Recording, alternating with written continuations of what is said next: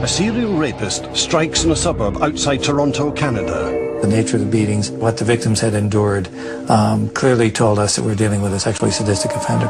Years later, a serial killer brutally targets young girls in another Canadian town. It was gruesome. Who could kill a young teenage girl and dismember her body? Fear sweeps southern Ontario. The bloody trail leads police to a pair of unlikely suspects, a young, beautiful married couple. Our battalion has distinguished itself. The idea that these were the bad guys, that they were capable of doing anything so vile, is something that's hard for us to comprehend. She assaulted her sister. It was absolutely mind-boggling. It's the most sensational and probably one of the most sinister cases in Canadian history.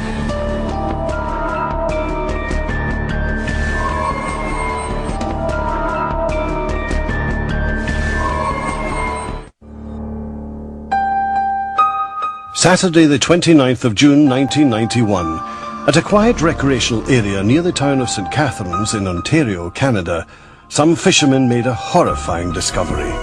At one end of Lake Gibson, they noticed several concrete blocks partially submerged in the water. They took a closer look and were shocked to find what appeared to be pieces of human flesh protruding from the cracks. Niagara Regional Police searched the murky waters for more evidence. They found a total of 8 concrete blocks, each contained body parts.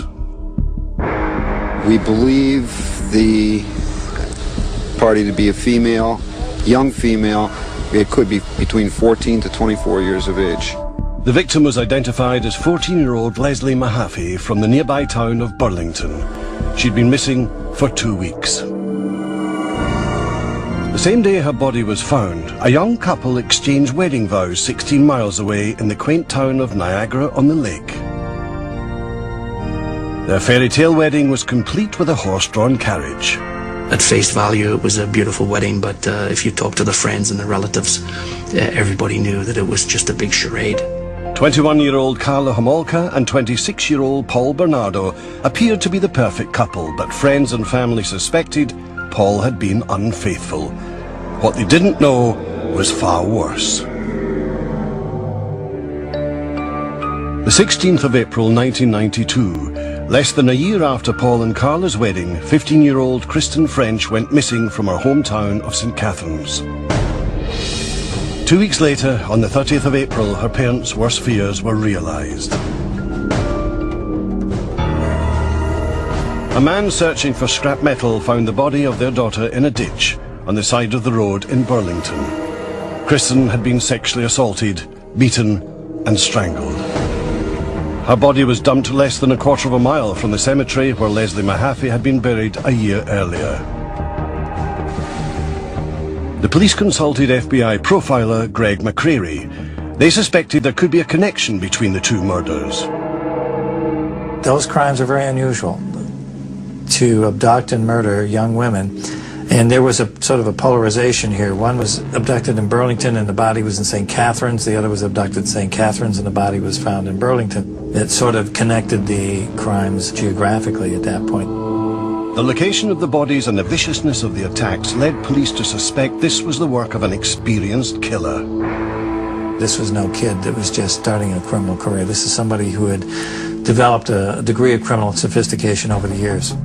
The police also believed that the culprit might have an accomplice after eyewitnesses reported seeing the victim talking to 2 people just before she disappeared. Is this correct? What no one could imagine is that the police would eventually link the crimes to these young, good-looking Our newlyweds. battalion has distinguished itself, but only 120 men are left. They were attractive looking, they were intelligent, they were in love.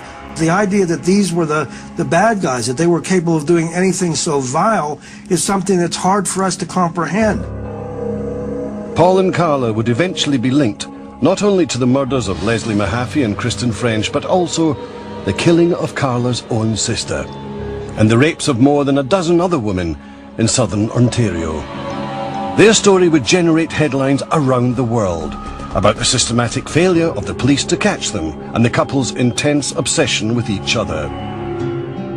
When Karla Homolka first met Paul Bernardo, she was a 17-year-old high school student working part-time in a pet shop. Paul was 23, training to be an accountant, and would soon graduate from the University of Toronto. Say, look, is this correct? Is that the right place? The 17th of October, 1987. Karla was attending a pet food convention in the town of Scarborough, outside Toronto. 120 men are left out of 900. She and a colleague were having a late-night snack in a hotel restaurant when Paul walked in. As soon as Paul Bernardo walked in the door and laid eyes on Karla Homolka, there was, as the friends describe it, there was electricity in the air. It was love at first sight, or lust at first sight, whatever you want to call it. Paul was over 6 feet tall with boyish good looks and a captivating charm. Karla was immediately attracted to his handsome appearance and outgoing personality. Within hours, they were in her hotel room having sex. My sense is that Karla was extremely insecure and was looking for a strong man. Their intense mutual attraction would eventually spiral out of control with horrific consequences. They call it a match made in heaven, but in this case it was clearly a match made in hell. Karla believed 23-year-old Paul was the man of her dreams, but he was a man with dark secrets, and she was a young woman who would do anything for him. The eldest of 3 daughters, Karla Homolka was a popular and pretty girl. She grew up in St. Catharines, on the southern shore of Lake Ontario. In high school, Karla had several boyfriends, but none quite like Paul Bernardo. He was 6 years her senior, and in her mind, the perfect catch. She bragged to friends about his maturity and good looks, and Paul was quite taken with Karla too. It was a perfect match for Bernardo. He'd found his soulmate. He'd found the woman who would do anything. And ultimately she did do anything. The youngest of 3 children, Paul was a good-looking boy with dimples and a sweet smile. But behind the happy expression was a little boy who'd had a difficult childhood. His mother was verbally abusive. His father, Paul discovered, was not his biological parent, something Paul only found out when he was 16. Around that time, Paul began peeping through his female neighbours' windows as they undressed. As he grew older, his voyeurism gradually mutated into something more aggressive. It would appear there's something very different in terms of his sexual makeup. From what I can glean, he wasn't necessarily a man who was terribly aroused by consenting sexual activity. Paul Bernardo tried to keep his sexual tendencies hidden. In September 1983, he began studying at the University of Toronto in Scarborough. By all accounts, he was well liked by friends and neighbours. One of the most horrifying things is that he seems so normal. I believe that this is quite common in psychopathic personalities. They are often very charming, entertaining, life of the party kind of people. He had several girlfriends in college who said they broke up with him when their sexual relationships became abusive. He'd become fixated almost on violence towards women and on conquering women, on going to discos and bars and getting them and having sex with them and getting them to do whatever he wanted.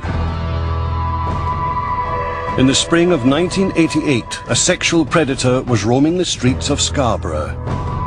By May, there'd been 7 attacks on women. We're supposed to warn women not to travel alone at night. The attacker would grab women as they got off a bus or walked through a park, pulling them behind bushes where he'd sexually assault them. At first, these attacks consisted of groping, but over a 13-month period, the assaults grew more violent. The media dubbed the attacker the Scarborough Rapist. His victims were forced to perform intercourse, oral sex and sodomy, and were sometimes beaten. Everybody knew about the Scarborough Rapist. Everybody was on their guard. And it was a nightmare for many young women. And it was a real nightmare for the women who unfortunately happened to be pounced on by him. The Metropolitan Toronto Police Department took statements from the victims. But they couldn't get an accurate description. The women had been attacked from behind and couldn't see the rapist's face clearly. All they could say was that he was young and good-looking with light-coloured hair. Police found another common characteristic among the attacks.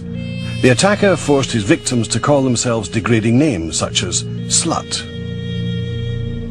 Nobody had a clue who the Scarborough rapist was. The Toronto police were working diligently on the case. They'd taken as many as, I believe, 100 DNA samples from potential suspects. In the autumn of 1988, the Toronto police called in FBI profiler Greg McCreary to assist in the search for the Scarborough rapist.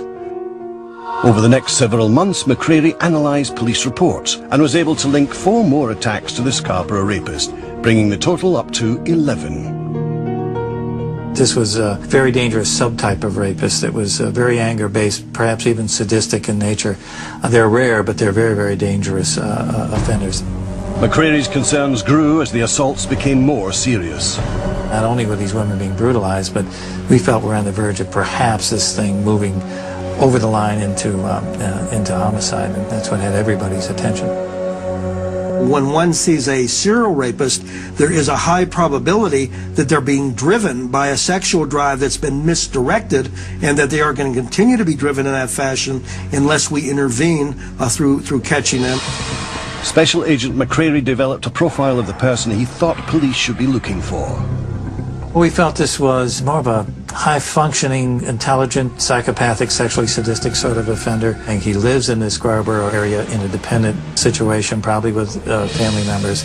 Early 20s, has a violent relationship with women, even women that he's in a relationship with.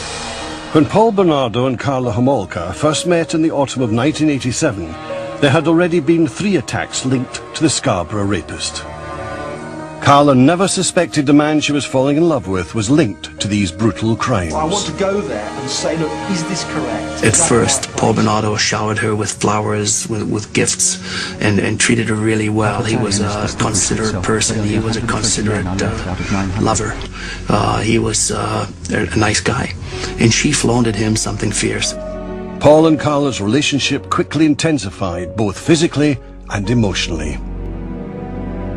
Over the next 18 months, Paul drove to St. Catharines to visit Karla several times a week, an 80-mile trip. Her family adored him and weren't concerned by their 6-year age difference.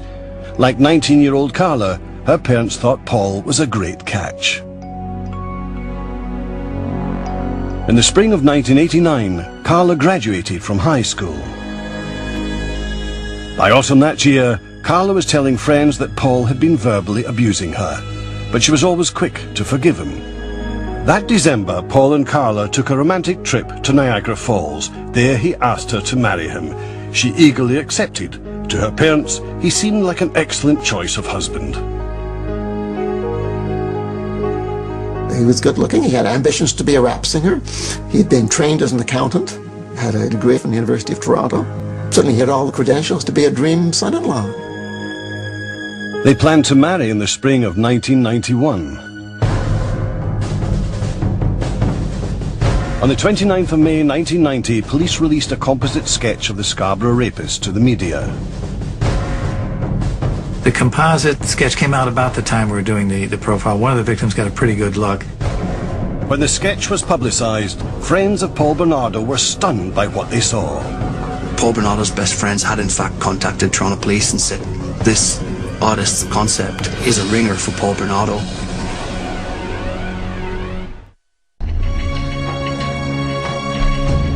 During the summer of 1990, a serial rapist was terrorizing the Toronto suburb of Scarborough.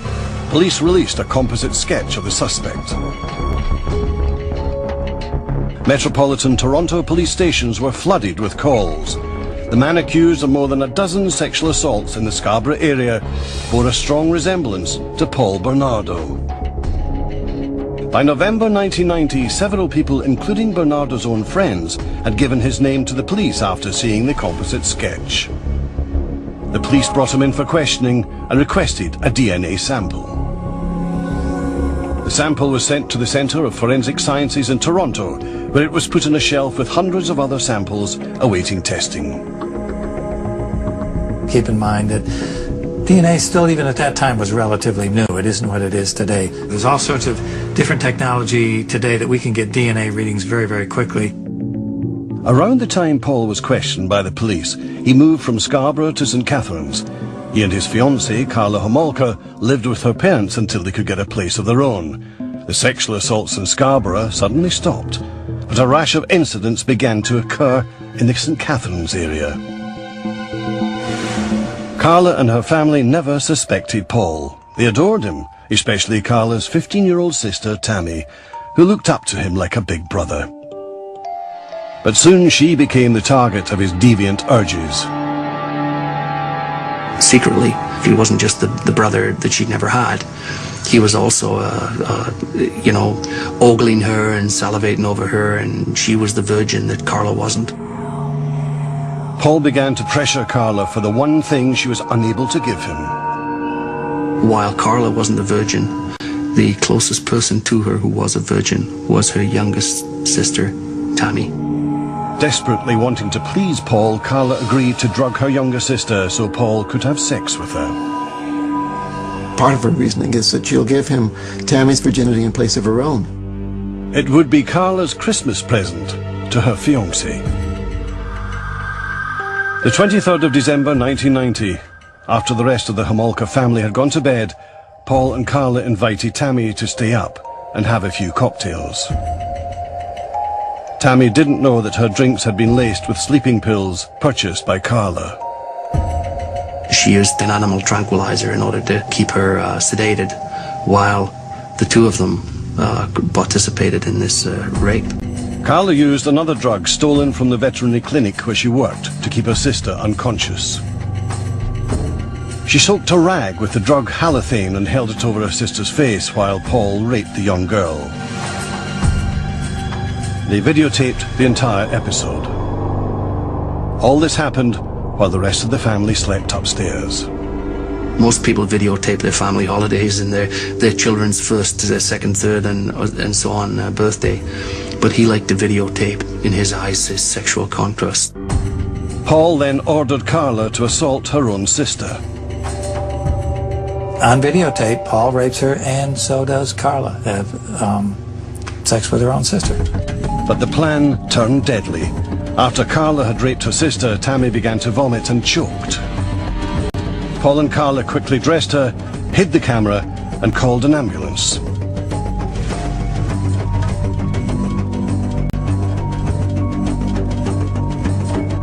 When paramedics arrived, the couple said they tried to revive Tammy after she'd passed out from drinking. Tammy was taken to the hospital, where in the early hours of Christmas Eve, she was pronounced dead. It never crossed anybody's mind that her own sister had participated in the killing. Although doctors found a mysterious burn mark on Tammy's face where Karla had held the halothane-soaked drag, they concluded that she died of natural causes. Paul and Karla claimed the mark was a rug burn caused by their attempt to revive Tammy. Karla's parents viewed the death of the youngest child as a tragic accident, something that could happen to any teenager. Everybody kind of took it at face value, so to speak, and wow, accidental death. Kids do drugs, kids drink. How unfortunate, how tragic. A month later, Karla and Paul moved out of the Homolka house and into their own home. They moved into this two-story bungalow in Port Dalhousie, a small town near St. Catharines. From the outside, they appeared to be a perfect couple, but behind closed doors, Paul began to turn his aggression on Karla. He teased Karla that he was the Scarborough rapist and began physically abusing her. Any thoughts Karla had of leaving Paul were diminished by her insecurities and fear that he would tell her parents about her involvement in Tammy's death. In this particular case, we have a man who is a serial rapist who meets up with a woman who ultimately ends up participating in further acts of sexual abuse, and ones that are even far more serious.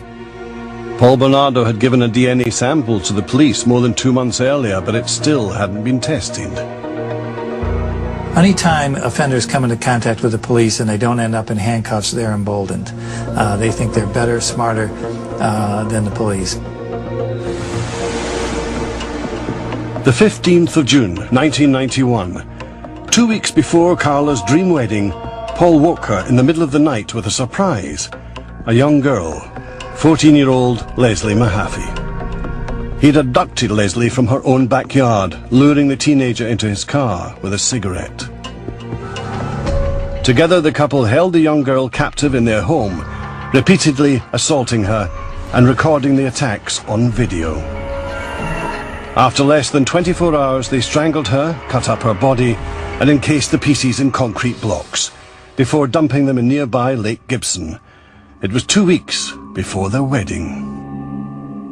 Well, clearly the relationship between Paul and Karla was a very destructive one. These are two people that fed into one another and encouraged and supported one another, would appear, in doing things that were just, in some sense, unspeakable.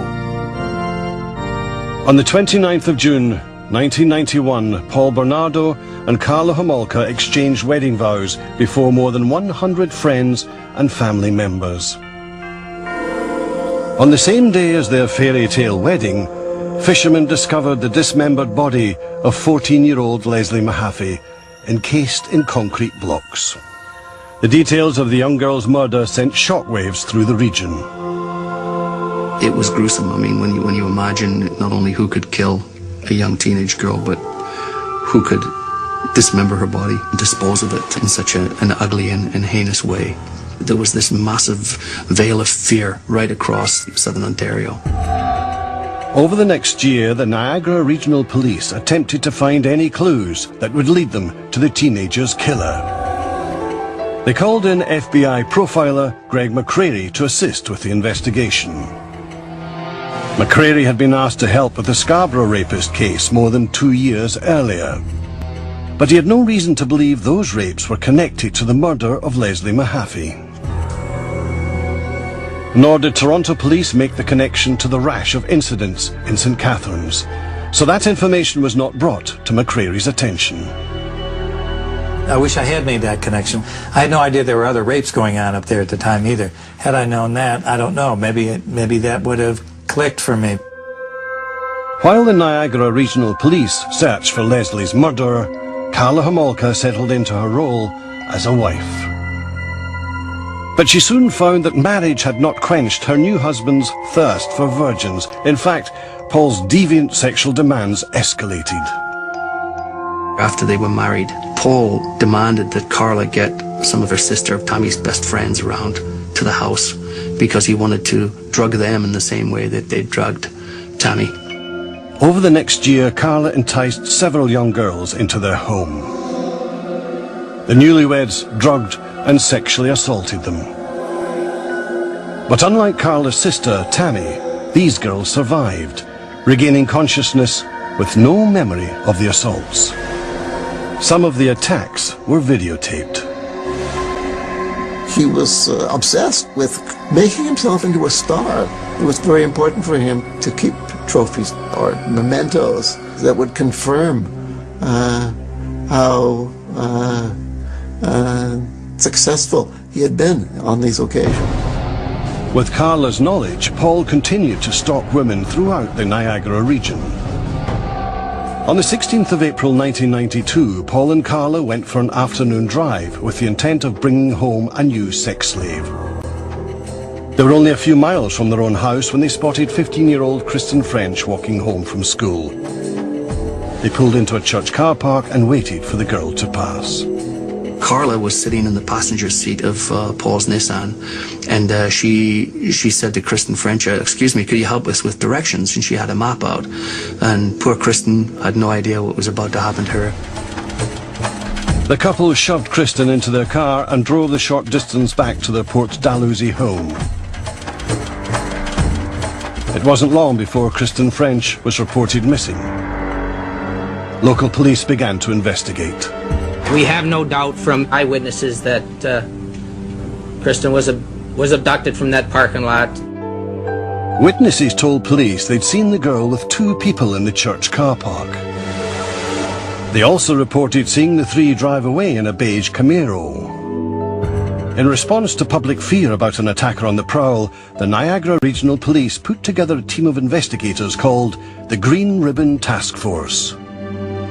They examined eyewitness accounts about a beige Camaro and contacted Special Agent Greg McCreary. It was a big hunt for this beige Camaro. Eyewitnesses were rock solid about seeing this beige Camaro. Police did not know at the time that this was a false lead. Paul Bernardo drove a gold Nissan. It's always a dilemma for law enforcement because we know eyewitness identification. It's been shown time and time again to be faulty.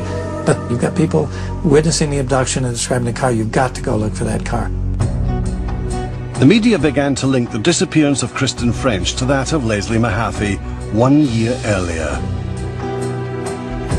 I'd been a reporter for maybe 15 years at the time, and all of my instinct, all of my experience told me that this was really bad, that this was going to be a major, major story. Kristen's father appeared at a press conference, offering words of hope to his only daughter, should she be watching. We want to know that we are thinking of you and that everything can be done is being done. And we'll get you back real quick. Greg McCrary developed a profile of the suspect. I described him as being a white male in his late 20s, probably with a history of sexually violent crimes, a history of domestic violence. He would beat his domestic partners. Based on eyewitness reports that there were 2 offenders, McCrary hoped that he could get through to one of them. If we can drive a wedge in between them, there's likely to be a falling out, and we would like to very much be able to facilitate that. Paul and Karla kept Kristen French for several days, raping and beating her. They videotaped the assaults to add to their collection. Finally, they strangled her.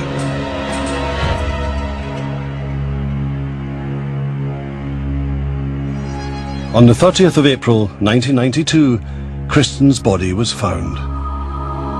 Paul Bernardo had left the body of the St. Catherine's teenager more than 30 miles away, in the neighbouring town of Burlington.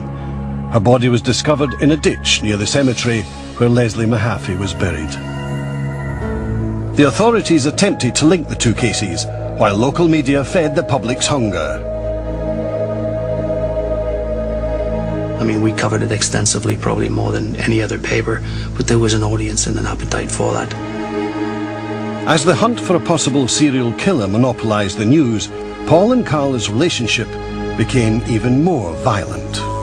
In January 1993, Paul beat Karla so severely that she sought treatment in an emergency room. Around the same time, the DNA samples collected more than 2 years earlier in the Scarborough rapist case were finally processed.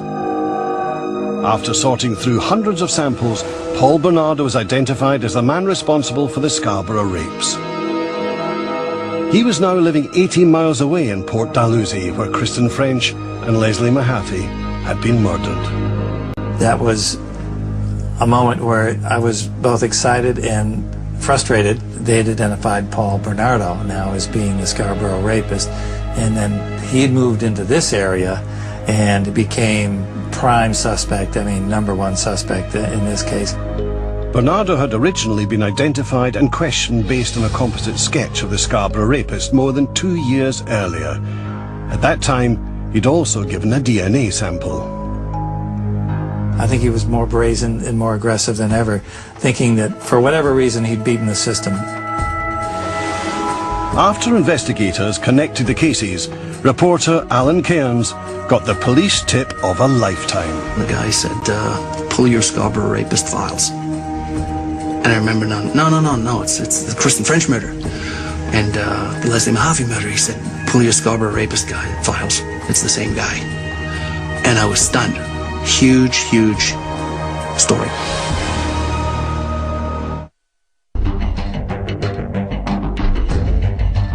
January 1993, Port Dalhousie, Ontario. Paul Bernardo and Karla Homolka had a violent fight, landing her in hospital with severe injuries. Paul had attacked Karla with a torch, leaving her with 2 black eyes, a broken rib, and severe bruising. After less than 2 years of marriage, she decided to move out. Around the same time, Toronto police contacted Karla to discuss the DNA results of the Scarborough rapist case. After more than a 2-year delay, officials had identified her husband Paul Bernardo as the Scarborough rapist. Police suspected there might be some connection to the murders of Kristen French and Leslie Mahaffey, but had few leads. To To question Karla, they brought along members of the Green Ribbon Task Force, the team investigating the murders of the girls. She thought to interview her about the domestic assault. In my opinion, they handled that interview exactly right because they didn't accuse her, they didn't overstep the bounds, but just by having Green Ribbon Task Force investigators there, that message was being communicated to her. After her interview with the authorities, Karla broke down and confessed everything to her family. She was afraid the police already knew or were close to discovering the couple's terrible crimes.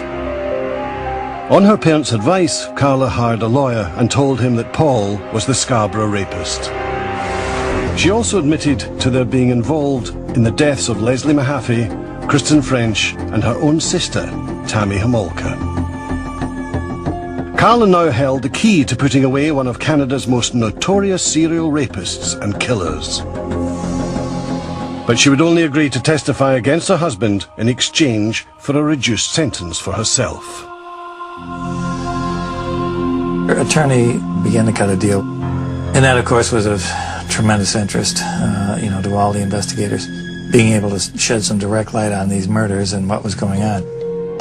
Karla made a full confession to the police. She confirmed that Paul was the Scarborough rapist and blamed him for the deaths of the 3 girls. She said that Paul had forced her to take part in the attacks against her will. Karla also told them that all the physical proof they needed was in the couple's house on video. When it came together, it was the aha moment. It's the, it makes perfect sense now. That you could see that escalation, the escalation that we dreaded early on in the Scarborough rapes. Word quickly spread that there'd been a breakthrough in 3 of Canada's biggest unsolved criminal cases, the Scarborough rapist and the murders of Kristen French and Leslie Mahaffey. Police knew they had to move fast before Paul Bernardo tried to make a run for it. On the 17th of February 1993, the police arrested Bernardo. Investigators began searching his Port Dalhousie home. I will confirm for you this morning that we have obtained the search warrant. We entered the premise and began our work. During a 71-day search, the police could not find the videotapes which Karla claimed showed the attacks on Leslie, Kristen and Tammy. Karla's word was all the prosecutors had to go on if they wanted to move forward and press charges against Paul Bernardo. Given her extensive knowledge of the crimes and her willingness to testify, Karla's attorney was able to arrange a plea agreement with prosecutors. They made a deal with Karla Homolka because they had no choice. They did not have direct evidence linking Paul Bernardo to the murder victims. In exchange for her testimony against her husband, Karla would receive a reduced sentence for her involvement in the murders. The deal was kept secret from the public. The 28th of June 1993, Karla appeared in court to face the charges against her. Although journalists were allowed in the courtroom, they were only allowed to report on the charges and sentence. This restriction was uncommon in Canadian courts and frustrated many reporters. The publication ban actually spurred the media to write even more about what they didn't know, to write even more about their unanswered questions, and to stir up public indignation about the public right to know being denied. It suddenly dawned on us how big this case was and how brutal and how awful and how psychologically twisted this case was. In court, Karla's attorney portrayed her as an abused wife, forced to participate in her husband's criminal activities. Karla was convicted on manslaughter charges stemming from her involvement in the murders of Kristen French and Leslie Mahaffey. She received 2 12-year sentences. The terms were to be served concurrently. She had received what everybody thought was described as the deal of the century. What she had participated in, though, was not generally known publicly. The light sentence unleashed widespread speculation about a secret plea agreement. Since her plea was not allowed to be publicized, it was inferred that it must have been a guilty plea. According to the government, the plea agreement and the full facts of the case were being kept secret to ensure a fair trial for Paul Bernardo. The public was divided about being left in the dark. Hear no justice, see no justice, speak no justice. The law's an ass. All we need to know is that justice is served. We don't need to know what the girls went through. Karla Homolka was sent to Kingston Prison for Women. In August 1993, while in prison, Karla filed for divorce. The next time she'd see Paul was in court, testifying against him. It was then that the full, shocking details of the couple's crimes would be made public. The interest in this case was not sparked so much by the brutality of the murders. It was essentially fed by disbelief that such an attractive man and such a beautiful young girl could team up and be involved in something so bad. I mean, the Americans coined them Ken and Barbie, and you know, there was something to be said about that. Ken and Barbie's darkest secrets would soon be revealed when the couple's missing videotapes finally surfaced. The 18th of May 1995, Toronto. Day one of the trial of Paul Bernardo, one of the most anticipated murder trials in Canadian history. People queued for blocks to try and get a seat inside. Scarborough native Paul Bernardo pleaded not guilty to 9 charges in connection with the deaths of Leslie Mahaffey and Kristen French, including kidnapping, unlawful confinement, aggravated sexual assault, and murder. His now ex-wife, Karla Homolka, was already serving time in prison for her role in the crimes. After agreeing to testify against Paul, Karla was serving a 12-year sentence. Inside the courtroom, the day began with some powerful new evidence for prosecutors. 6 videotapes found in the couple's home. That was the first time that they had direct evidence against not only Paul Bernardo but Karla Homolka. Much to the court's surprise, the tapes revealed a very different version of events. Karla had misled the authorities about her involvement in the crimes. On the videos, she was seen fully participating in the attacks. Had the tapes surfaced earlier, they could have affected her infamous plea deal. The tapes were crucial evidence. They were the smoking gun. On one tape, Karla was seen raping her own sister. She assaulted her sister, captured on videotape. The idea that one sister would offer up a younger sister as some sort of a present without a gun being held to their head seems bizarre in the extreme. It was absolutely mind-boggling. In court, the defense maintained that any crimes committed by Bernardo stopped short of murder. We had this sort of history to work on, that all of his sexual assaults, the women had lived. It was only when he was in this very close interaction with Karla that they didn't. Paul Bernardo insisted right from the beginning, and I'm sure does to this day, that he was not the killer and that Karla was. On the 19th of June 1995, Karla Homolka went to court to testify against her ex-husband. She told the court that she was a victim and that Bernardo was the mastermind behind all 3 murders. On cross-examination, the defense played the videotapes, which showed Karla's active participation in the assaults. She used battered spouse syndrome as her explanation, a claim sharply disputed by Paul's attorney. I'm not suggesting for a moment that she was not abused by him. What I'm saying is that she could not be classified as a person suffering from a battered spouse syndrome. I think in battered spouse syndrome that we're talking about people having tremendous psychological abuse.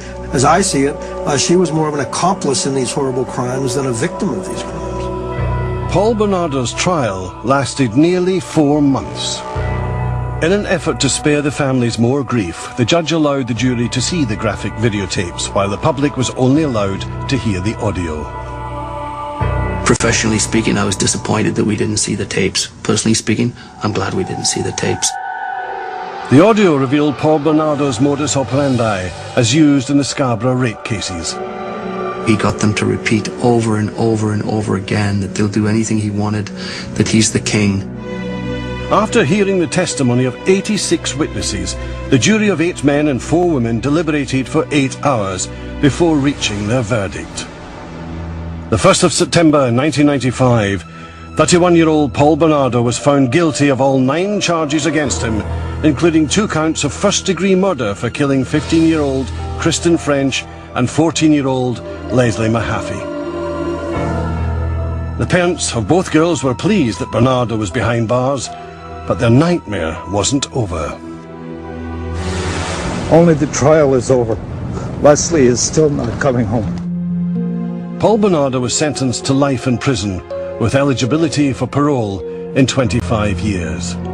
After his conviction, he confessed to the manslaughter of Karla's younger sister Tammy and the sexual assaults of 14 other women in the Scarborough area. Those admissions led the judge to declare him a dangerous offender, meaning he'll probably spend the rest of his life in jail without chance of parole. The controversy sort of rages around, was Karla given too light a sentence? Did she get off on this thing, so to speak, get off way too lightly? And that's certainly the opinion of a lot of folks that she is. I have my concern that she may be more psychopathic than Paul. Even though Karla Homolka had misled the authorities about her role in the assaults, prosecutors decided not to challenge the plea agreement. The decision, they said, was final. I'm not a lawyer, but as I understand the law, once the deal was cut in Canada, they had to honor the deal. Karla's plea deal became known as one of the worst in Canadian history. The media dubbed it the deal with the devil. The controversy surrounding Paul Bernardo and Karla Homolka's crimes did not end with the verdicts. The following year, the Ontario court released the results of a 6-month inquiry into the police's handling of the Paul Bernardo case. They concluded that the investigation was hampered by numerous errors and that Bernardo fell through the cracks simply by moving from one community to another. Since the inquiry, Canadian authorities have implemented a new system for tracking serial predators. Their goal is to improve communication between police departments. On the 4th of July 2005, 35-year-old Karla was released from prison, having served 12 years behind bars. Although she'd served her full sentence, many felt that was not long enough, given the role she'd played in the crimes. My personal feeling is she got off light. I think that she has more culpability for this than she was punished for. But she's out, and so all we can do now is hope that she doesn't harm anyone else. Unable to comfortably return to her hometown of St. Catharines, Karla Homolka decided to start again in French-speaking Montreal. She could come out in Quebec basically an unknown person, and she could get on with her life and become a normal person, and that's exactly what she's tried to do.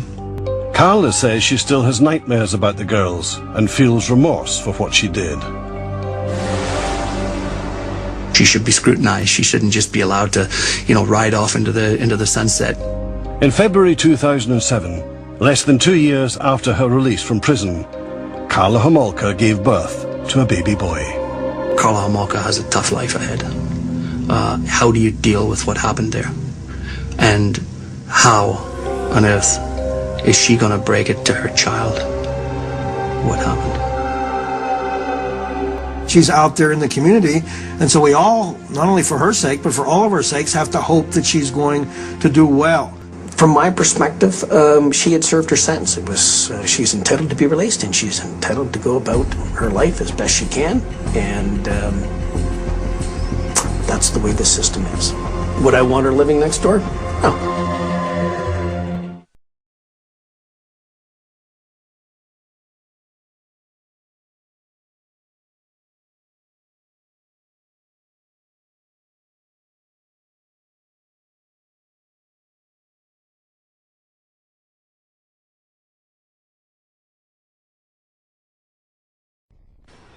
Did you kill Elizabeth Bain on June the 19th, 1990? Well, it's a loaded question. I mean, are we going to go back and go through the time sequence of what happened in my life? I mean, I could just give a yes or no answer, but there's a lot of issues about that. Right. Karla's and my role, who did what, where, when. This is why I said to you guys, go down there to get a polygraph to see if she was telling the truth. Like, why didn't Bevan do it in the first place? I mean, he's polygraphing him over the Camaro. Why would you make a deal with someone and not give him a polygraph? It's not incomprehensible to me. Because now my file says her version, and it's a lie. You know what I mean? Yeah. Like, I'm not making frivolous points here.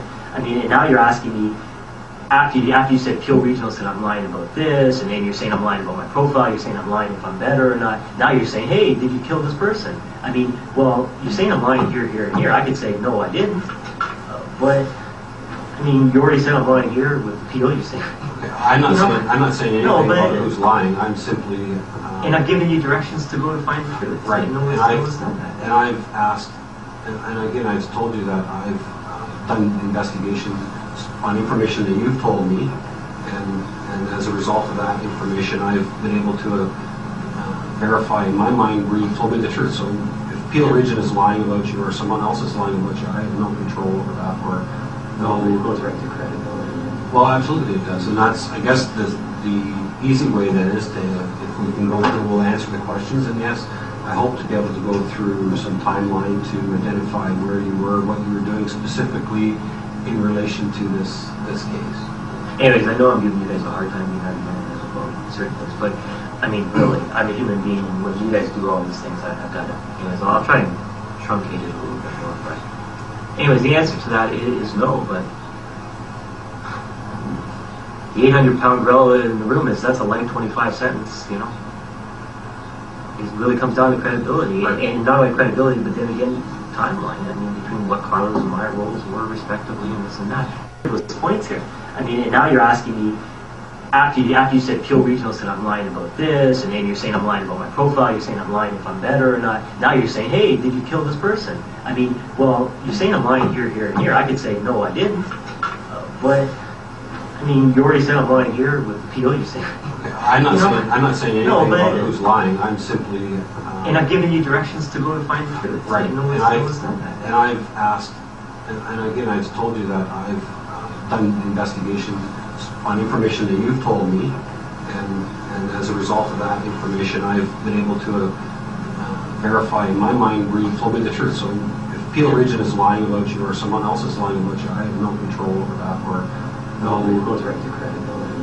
Well, absolutely it does, and that's, I guess, the easy way that is to, if we can go through, we'll answer the questions, and yes, I hope to be able to go through some timeline to identify where you were, what you were doing specifically in relation to this case. Anyways, I know I'm giving you guys a hard time about certain things, but I mean, really, I'm a human being, and when you guys do all these things, I've got to, I'll try and truncate it a little bit more, but anyways, the answer to that is no, but the 800-pound gorilla in the room that's a life 25 sentence, It really comes down to credibility, and not only credibility, but then again, timeline. I mean, between what Karla's and my roles were respectively, and this and that. He used to make me kneel on the floor in the middle of the bedroom, and I would stare straight ahead, and he would walk around me in circles and kick me. And I wasn't allowed to look, so I wouldn't know when it was coming. Well, he raped her when I was there, and I think he made me leave twice. Why did he make you leave? I don't know. And now that I look back, I think how stupid. I mean, I should have gone to the police from day one. But my mind was so messed up.